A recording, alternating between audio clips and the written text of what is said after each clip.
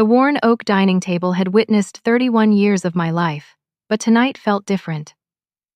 Patricia, my mother, sat across from me with that familiar sneer spreading across her face like poison. My brother Derek lounged beside her, 28 years old and still acting like mom's golden child. The conversation had turned cruel, as it always did when they thought I needed reminding of my place in this family. Patricia's voice dripped with disdain as she declared me a nobody who didn't matter. Derek chimed in with his observation about forgetting I existed half the time. I reached for my wine glass, lifted my fork, and created a clear, ringing sound that cut through their laughter. 3 sentences, I announced calmly. That's all I needed. Patricia's smirk began to waver. Growing up in our suburban Dallas neighborhood, I learned early that love came with conditions in our household. Patricia worked as a real estate agent, spending her days showing dream homes to families while somehow forgetting to nurture her own. Derek received praise for breathing while I struggled to earn acknowledgement for straight A's. My creative writing and art projects were dismissed as frivolous pursuits that would never amount to anything practical or meaningful. The pattern established itself before I could walk.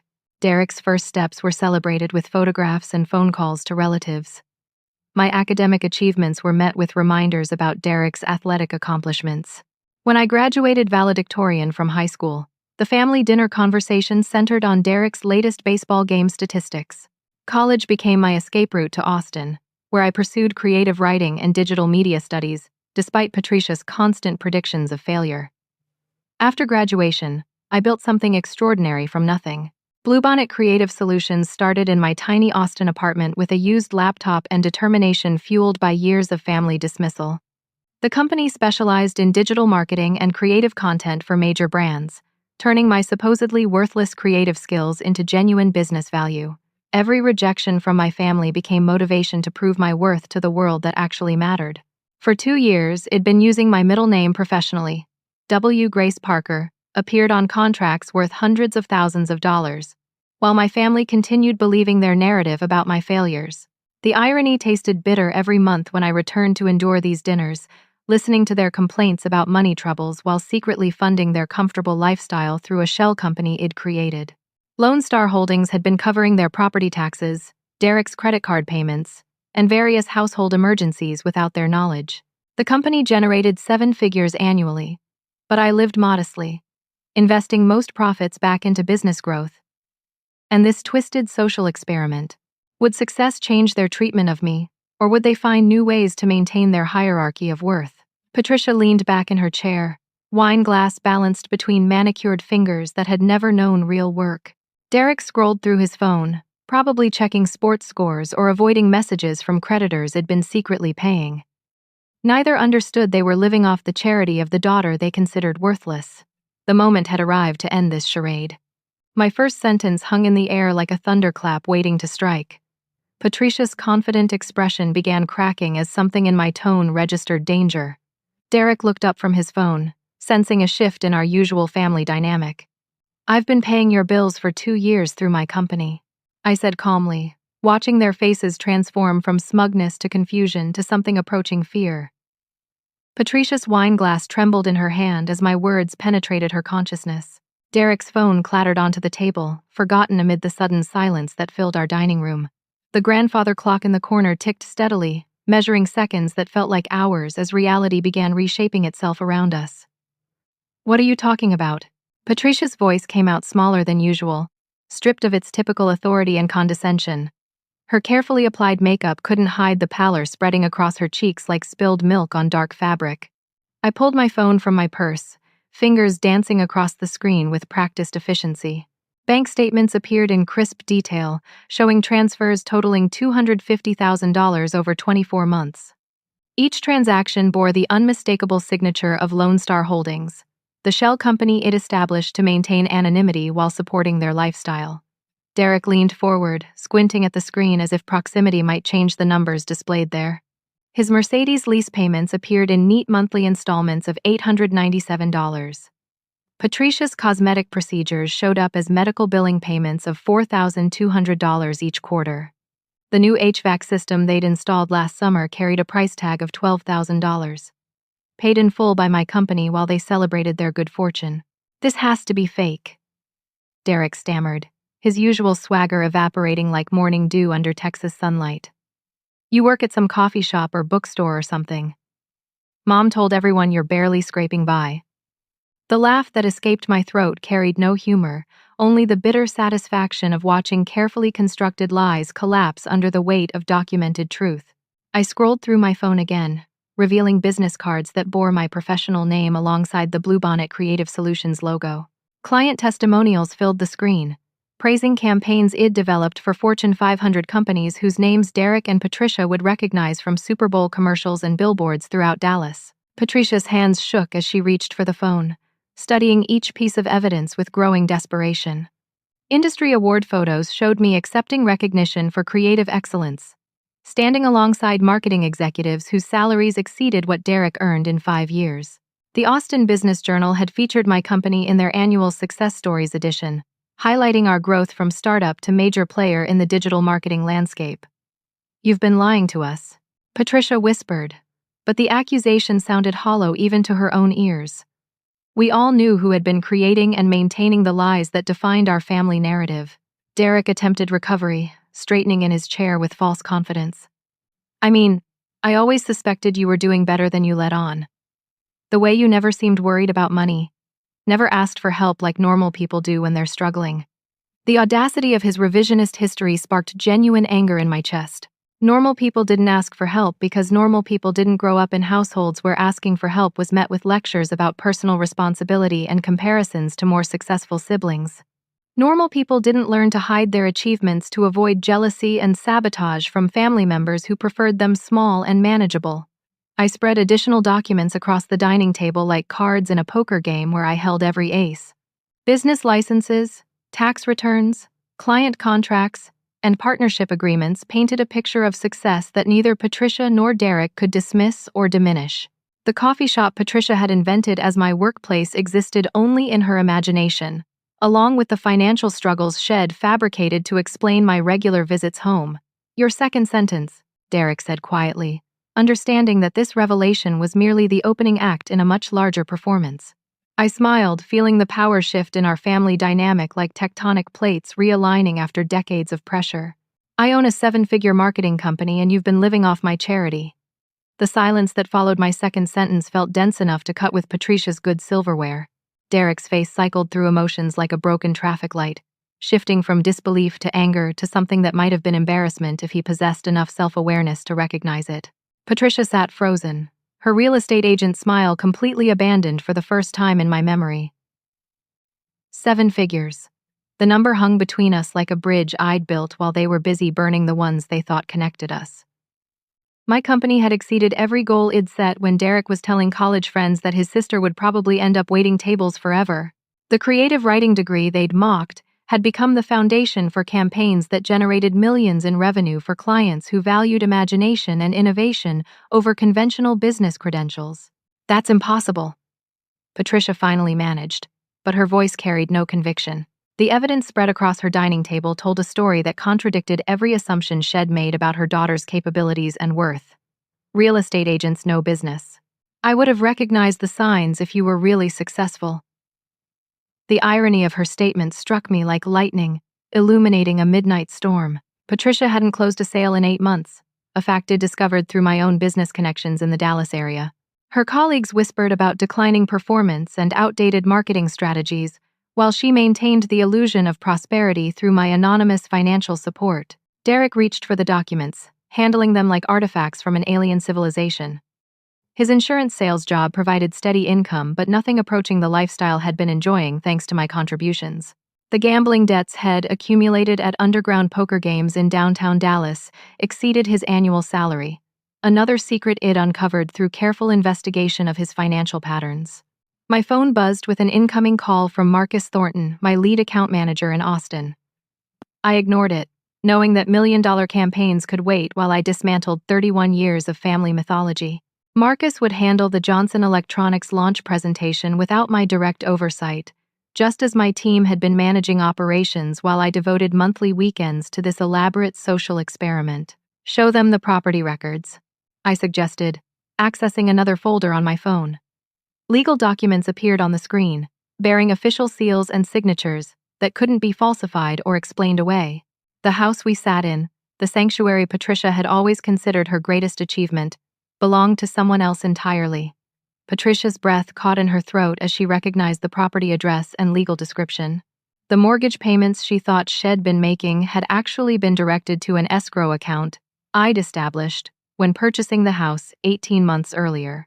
Foreclosure proceedings had been initiated by her original lender before I intervened, using Lone Star Holdings to acquire the property and maintain the illusion that nothing had changed.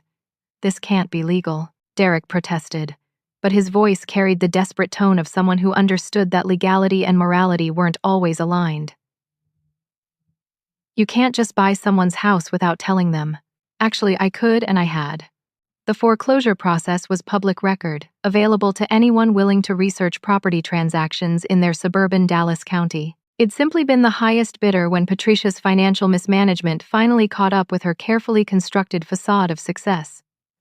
A knock at the front door interrupted our confrontation. Patricia rose unsteadily, muscle memory compelling her toward the social obligations that had defined her identity for decades. Helen and Robert Martinez entered through the foyer, carrying the card game supplies they brought every Friday evening for our neighborhood's longest-running tradition. Helen took one look at our faces and stopped mid-greeting. "Are we interrupting something important? We can come back later if this isn't a good time for cards." "Actually," I said, standing to face our family friends who had watched me grow up in this house. "Your timing is perfect. Patricia and Derek just learned some interesting information about my career and financial situation." Robert Martinez had worked as a banker before retirement, developing the kind of analytical mind that could recognize business acumen when he encountered it. His eyes moved from the documents spread across our table to my composed expression, reading the situation with professional accuracy. "Winifred has been more successful than we realized," Patricia managed, her voice strained with the effort of maintaining social appearances while her world collapsed around her. Helen's eyebrows rose with genuine interest. "She'd always been kind to me during childhood, offering encouragement that Patricia rarely provided." "That's wonderful news. We've been telling people for years that you were clearly destined for great things, despite what some family members seem to believe." The implication in Helen's words struck Patricia like a physical blow. Our neighbors had been watching, judging, and forming their own opinions about family dynamics that Patricia had thought she controlled through carefully crafted narratives about Derek's successes and my failures. "Helen," Patricia warned, but the authority she'd always wielded in social situations had evaporated along with her illusions about family hierarchy. "Patricia, dear," Helen continued with the gentle firmness of someone who had tolerated too much nonsense for too many years, "we've heard you describe Winifred's choices and achievements in ways that never quite matched what we observed ourselves. Perhaps it's time to reconsider some of those assessments." Derek's face reddened with the realization that our family's private dynamics had been public knowledge among people whose opinions mattered in our suburban community. The golden child narrative that had shaped his identity since childhood was revealed as local fiction that neighbors had never quite believed. I prepared to deliver the third sentence, the final revelation that would complete this evening's education in the difference between assumed reality and documented truth. Patricia's face had already gone pale, but the worst was yet to come. "And I own the mortgage on this house." The words landed like a demolition charge in the foundation of everything Patricia thought she understood about her life. Her knees buckled slightly, forcing her to grip the edge of our dining table for support, while Helen and Robert exchanged knowing glances that spoke volumes about neighborhood conversations we'd never been privy to. Derek's mouth opened and closed like a fish removed from water, processing the impossibility that his failure sister had become their family's landlord while he struggled to maintain basic financial stability. The house that had sheltered his ego and sense of superiority for 28 years belonged to the person he'd been instructing to know her place just moments earlier. "That's not possible," Patricia whispered, but her protest carried the hollow ring of someone grasping for straws in a hurricane of revelations. "I have the mortgage documents. I make the payments every month." I accessed another file on my phone, revealing the payment processing system ID established through Lone Star Holdings. Patricia's monthly mortgage payments had been depositing into an escrow account that I monitored, ensuring she maintained the illusion of homeownership while I held the actual legal title. The foreclosure notice she'd hidden from Derek and the extended family had been the catalyst for my intervention. using business profits to protect the family home while they remained oblivious to their near disaster. Robert Martinez leaned forward with professional curiosity, recognizing the sophisticated financial maneuvering required to execute such a plan. That's quite an achievement, Winifred. The legal and financial coordination involved in this type of transaction requires significant business expertise and capital resources. His validation meant more than any praise ID ever received from Patricia or Derek. Robert understood markets, property law, and investment strategies from 30 years of banking experience. His recognition of my accomplishments carried weight that family approval had never provided. Helen settled into her usual chair at our card table, but her attention remained focused on our family drama with the fascination of someone watching a mystery novel's climax unfold in real time. Patricia, remember when you told us Winifred was working at that little bookstore in Austin? You seemed so concerned about her inability to find steady employment or establish financial security.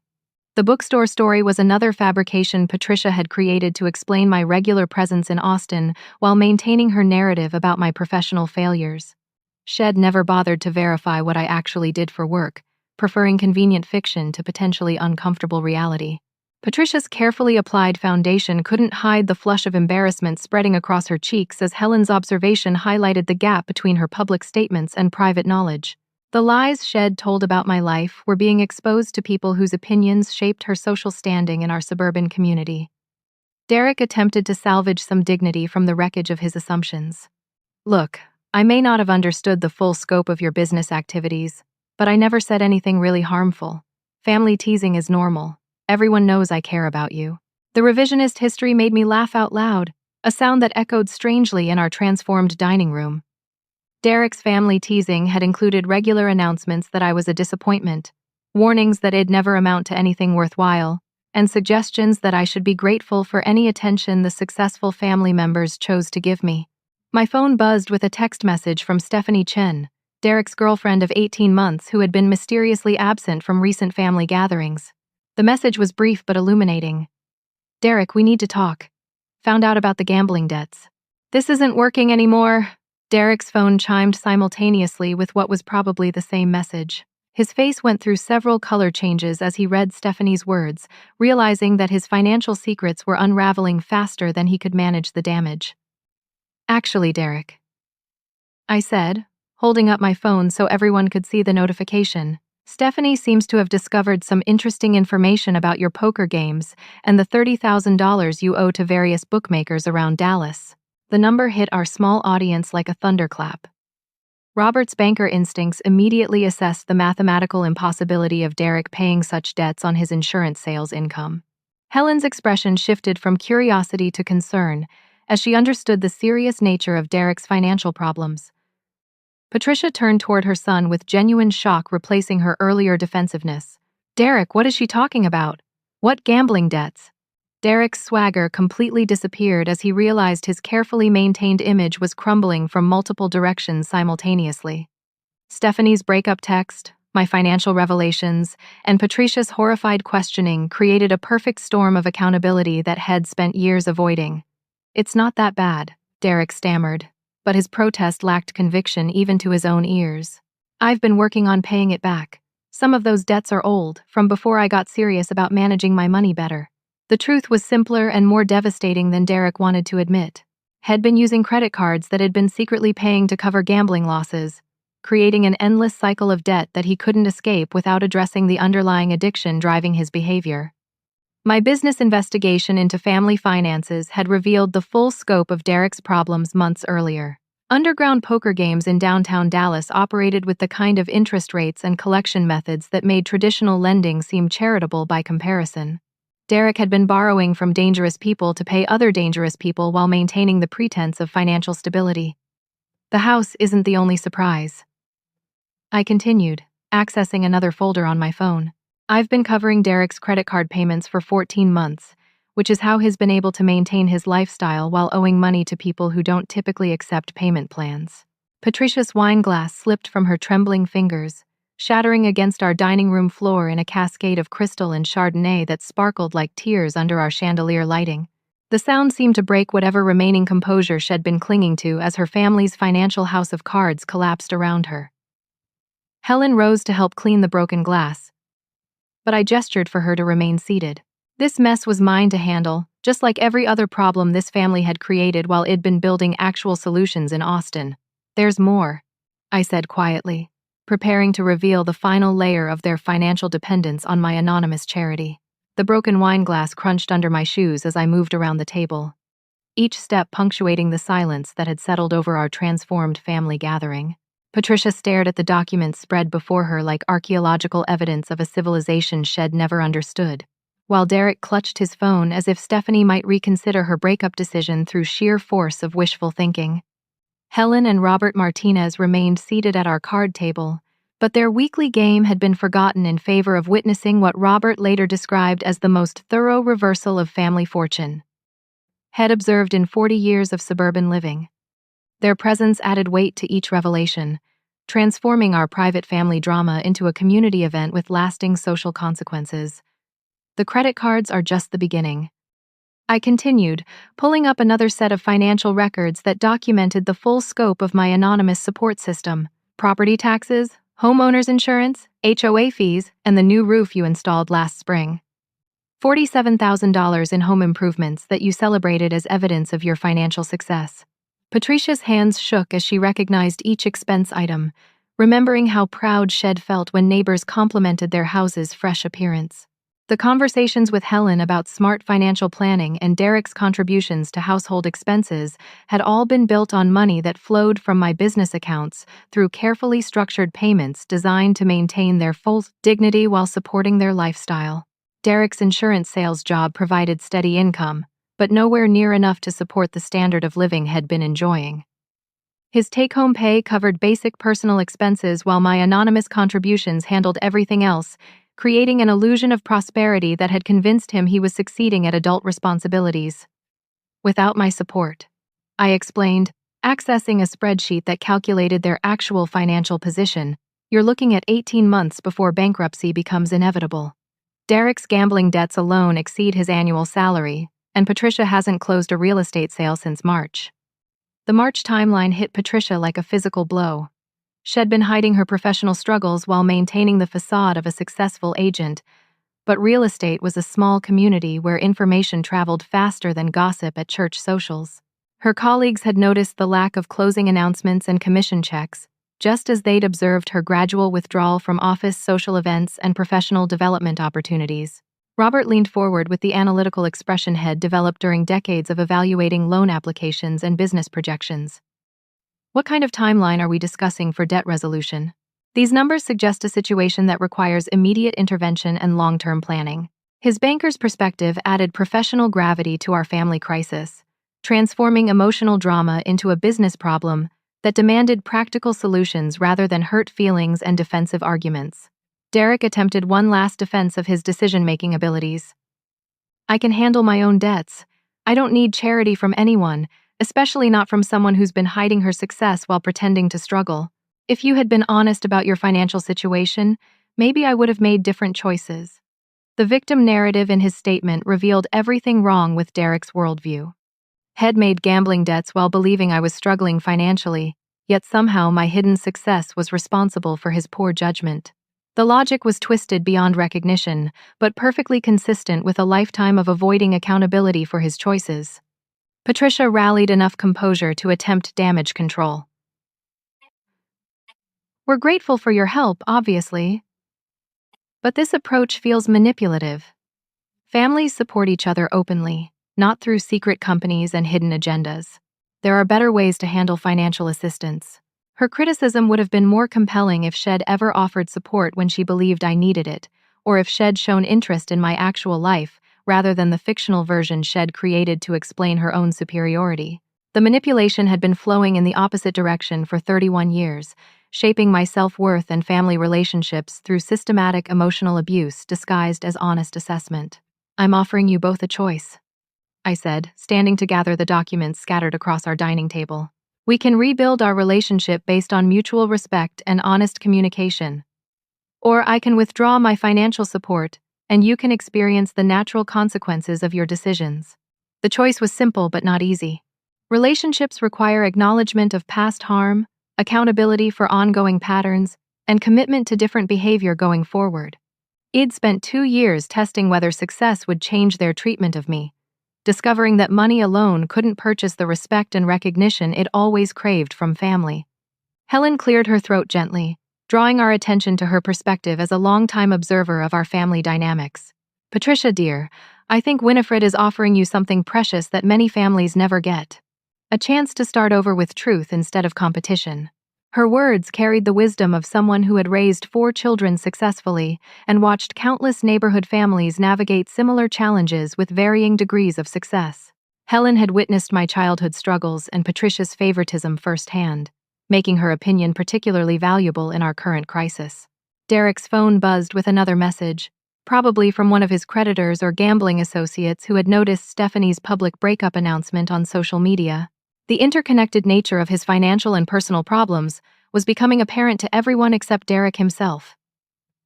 "What exactly are you asking for?" Patricia inquired, her real estate agent instincts recognizing the need to understand contract terms before making commitments that might have lasting consequences. The doorbell interrupted our negotiation, announcing another unexpected visitor whose timing would prove crucial to the evening's final resolution. Marcus Thompson, the family lawyer Patricia had contacted without telling Derek or me, stood in our foyer with a briefcase full of documents that he believed would challenge my ownership of their house. Patricia had secretly arranged his visit, planning to present legal papers that would restore her sense of control and superiority over the daughter shed always considered manageable and predictable. "Mrs. Patterson," Marcus began formally, using Patricia's maiden name from force of habit. "I've prepared the documentation we discussed regarding property ownership disputes and potential challenges to recent real estate transactions that might not have followed proper notification procedures." His arrival shifted the energy in our dining room like lightning preceding thunder. Patricia straightened with renewed confidence, believing she'd found a legal solution to the problems my revelations had created. Derek perked up with interest, hoping that professional intervention might restore the family hierarchy that had always placed him above me in terms of worth and recognition. Helen and Robert exchanged glances that conveyed volumes about Patricia's character and decision-making patterns. Attempting legal challenges against your own daughter while she sat in your dining room represented a level of dysfunction that even their decades of suburban observation hadn't prepared them to witness. "Marcus," I said calmly, recognizing the lawyer from Patricia's past real estate transactions, "I assume you're here about property ownership questions. Before you begin your presentation, you should know that all legal procedures were followed correctly when I purchased this house through open foreclosure proceedings." Marcus opened his briefcase with the confidence of someone who believed he understood the situation completely. Patricia had apparently described a scenario where I'd somehow tricked or manipulated my way into property ownership through questionable means that a competent attorney could easily challenge. The documents Marcus spread across our table were impressive in their thoroughness and completely worthless in their legal foundation. Patricia had commissioned a full investigation into my business practices, property purchases, and financial transactions, hoping to find irregularities that could be used to invalidate my ownership of their house. "These papers demonstrate that proper notification procedures may not have been followed," Marcus explained, clearly believing he was delivering decisive legal ammunition that would shift power back to Patricia. "Property purchases during foreclosure require specific notifications to family members who might have been affected by the transaction." I smiled, accessing my phone to display the certified mail receipts, legal notifications, and court filings that documented every step of the foreclosure process and subsequent purchase. "Marcus, I think you'll find that all notifications were properly delivered to this address 18 months ago. Patricia signed for them personally." The color drained from Patricia's face as she remembered the official-looking letters she'd hidden from Derek, hoping to resolve their financial crisis privately without damaging her reputation in the family or community. She'd been so focused on maintaining appearances that she'd ignored the legal reality unfolding around her. Marcus studied my documentation with growing unease, recognizing that his client had either misunderstood or misrepresented the facts surrounding the property transaction. Professional lawyers developed instincts about cases that seemed too good to be true, and Patricia's version of events was beginning to smell like fiction. "It appears," Marcus said carefully, "that proper procedures were indeed followed. Mrs. Patterson, the documentation you provided didn't mention these notification receipts or court filings."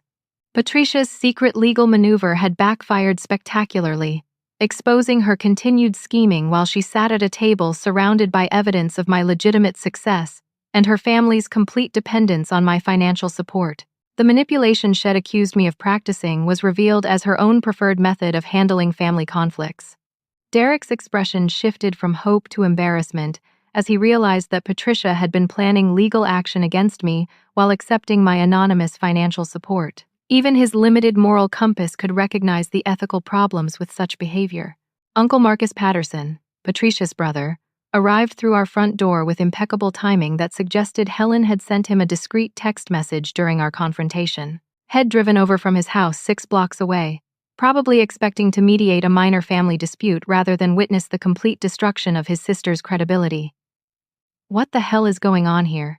Uncle Marcus demanded, surveying our dining room scene with the authority of someone accustomed to family leadership roles.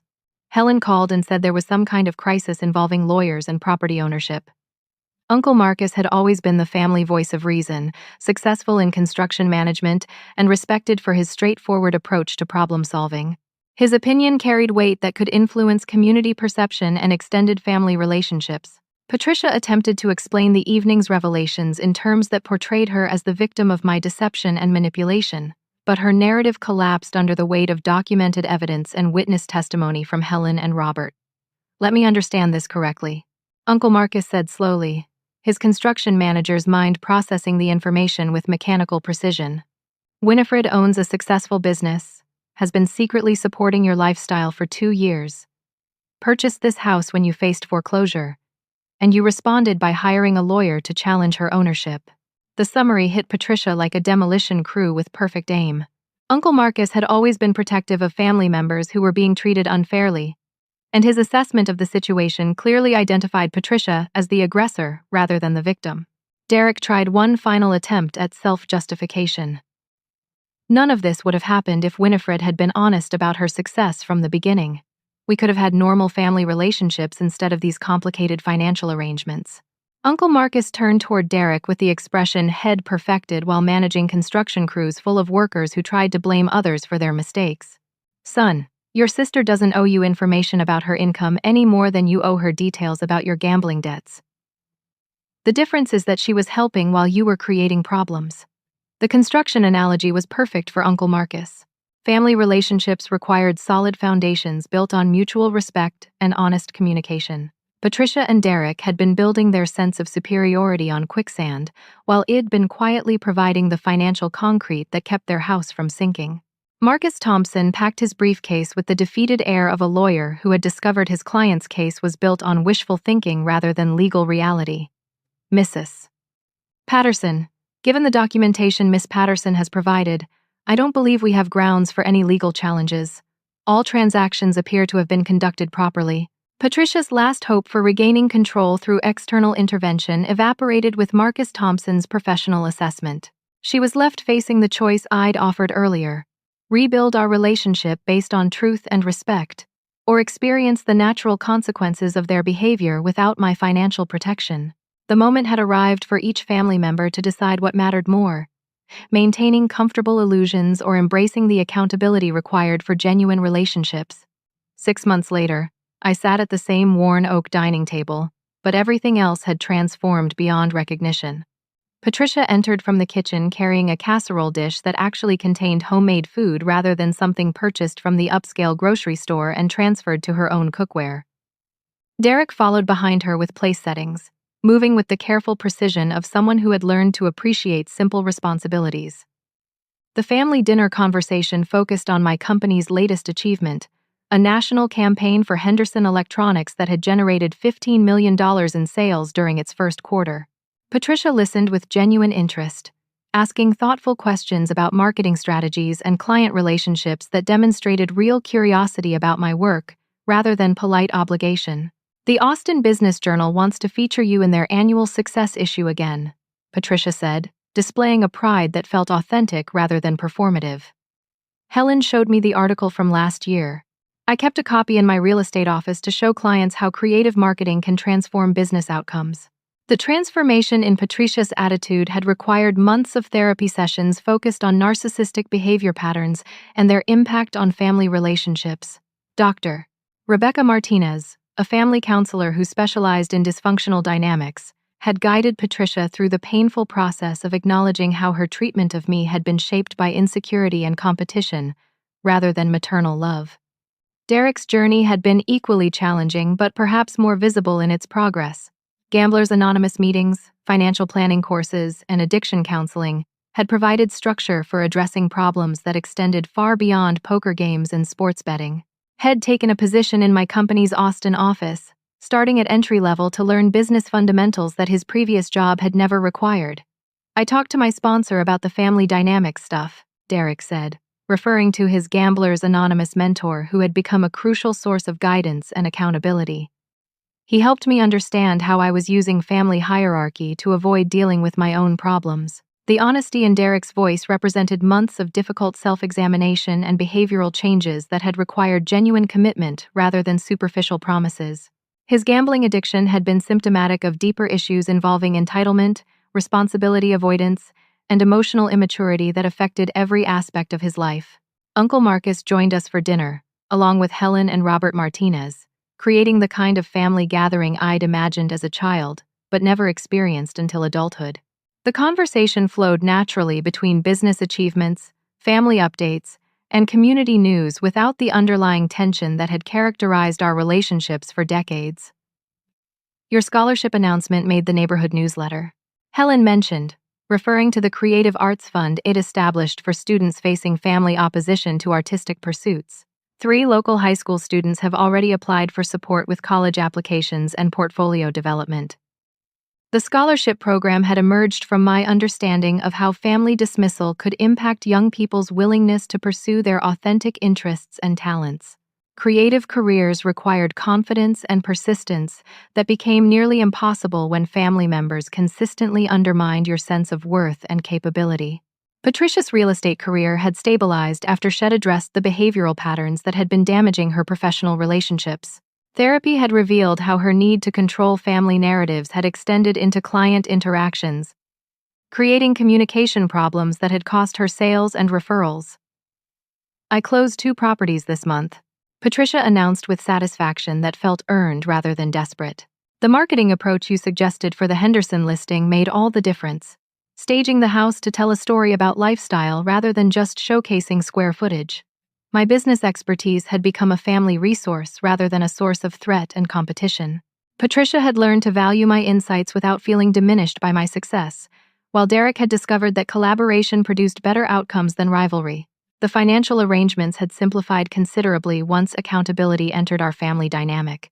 Patricia and Derek now made their mortgage payments directly to me rather than through the escrow account system, creating transparency that eliminated the need for secret monitoring of their spending patterns. Derek's gambling debts had been resolved through a structured payment plan that combined his earnings from my company with counseling requirements that addressed the underlying addiction driving his destructive behavior. The dangerous creditors had been satisfied through lump sum payments that protected Derek from physical harm, while maintaining his responsibility for the financial consequences. Stephanie called today, Derek mentioned casually, referring to his ex-girlfriend who had become a friend after their romantic relationship ended. She's dating someone new, but she wanted me to know she was proud of the progress I've made with the gambling issues. The ability to discuss Stephanie without defensiveness or blame represented significant emotional growth for Derek. His previous relationships had been characterized by manipulation and financial deception that made genuine intimacy impossible. Therapy had provided tools for honest communication and authentic connection that extended beyond romantic relationships into family and professional interactions. Robert Martinez shuffled the cards for our weekly game, a tradition that had survived our family transformation and emerged stronger from the crisis that had tested everyone's character and commitment to truth. "What's next for Bluebonnet Creative Solutions?" Uncle Marcus asked, genuinely interested in my business plans rather than searching for ways to minimize or dismiss my achievements. The question opened discussion about expansion opportunities, employee development, and industry trends that affected digital marketing strategies. My family had become a source of support and encouragement rather than a drain on my emotional resources and creative energy. Patricia cleared the dishes with help from Derek, their cooperation creating the kind of family teamwork it watched in other households but never experienced in our own. The simple act of shared responsibility demonstrated how much our dynamics had shifted from competition to collaboration. "I have something to say," Patricia announced as we prepared for our card game. "I've been thinking about the scholarship program and wondering if there are other ways our family could support young people who are dealing with difficult family situations." Her suggestion sparked conversation about mentoring opportunities, community resources, and ways to transform our painful experiences into support systems for others facing similar challenges. The possibility of using our story to help other families represented the ultimate redemption of years spent in dysfunction and misunderstanding. Derek nodded thoughtfully, his recovery program having introduced him to the concept of service as a component of healing and growth. "Maybe we could sponsor some Gamblers Anonymous meetings specifically for people dealing with family relationship problems connected to their addictions." The evening ended with hugs that felt genuine rather than obligatory, and plans for next week's dinner that everyone anticipated rather than endured. Our family had discovered that respect, accountability, and honest communication created stronger bonds than the artificial hierarchy WED maintained through manipulation and denial. 6 months earlier, Id sat at this table believing that my family would never be capable of the kind of relationships it always wanted. The transformation hadn't been easy or automatic, but it had proven that change was possible when people chose growth over comfort and truth over convenient fiction. Have you ever had to choose between maintaining family peace and standing up for your own worth? Sometimes the people who should support us the most become the obstacles we need to overcome to discover our real value. I'd love to hear about your experiences with family dynamics and how you found the courage to set boundaries that protected your dreams. Thank you for sharing this journey with me. Remember that your worth isn't determined by other people's recognition, but by your own integrity and the positive impact you create in the world. If this story touched your heart, please like this video, subscribe to hear more stories about resilience and transformation, and share it with someone who might need encouragement to value themselves regardless of family opinion. You matter more than you know, and your dreams deserve the respect and support that help them flourish.